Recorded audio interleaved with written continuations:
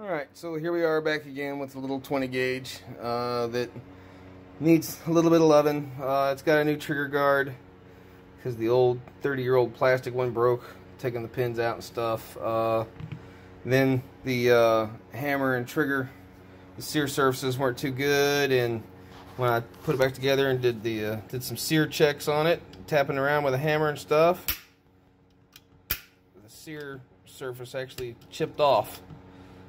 So we're going to put in some, not exactly new, but different hammer trigger assemblies to try to alleviate the problem. So alright, so now I've got it broke down to mainly just the receiver pieces, and since I don't need to disassemble the entire firearm for this, really I'm only going to pull the trigger guard, which pulls the trigger as well, and then I'm going to pull the hammer pin, and that'll be about it, and then we'll drop in the new pieces. The sear surfaces themselves, I mean, we're going to do some checks and see where we're at with that and how well they're mating.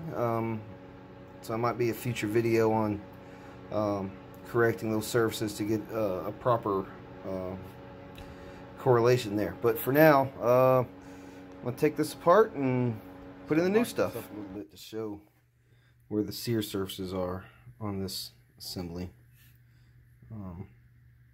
This is the original hammer and trigger. I started working on it a little bit. You can see where it chipped off originally. But these parts are cheap enough. I figured there's no point in trying to fix those when I can just buy new ones. But anyway, this is how they line up. Just thought I wanted to show that real quick. Anyway, so alright, install the new ones now.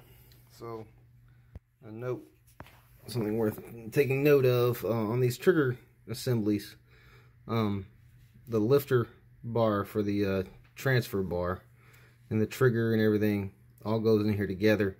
You're not going to get it inside of here without a slave pin.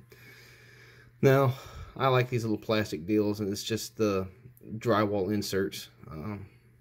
They come in all these different diameters, I just shove them in the hole where I want them to be, cut them off, and they work good. They're not going to leave any particles or weird stuff. I don't have to cut any kind of metal pins. So anyhow, but yeah, so there's the new trigger. The hammer's already in, deep inside of there.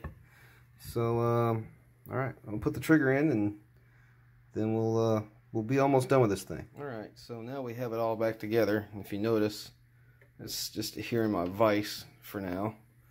And what we're going to do is do some sear engagement testing, which basically I've cocked it, and I'm just going to tap on it with my hammer here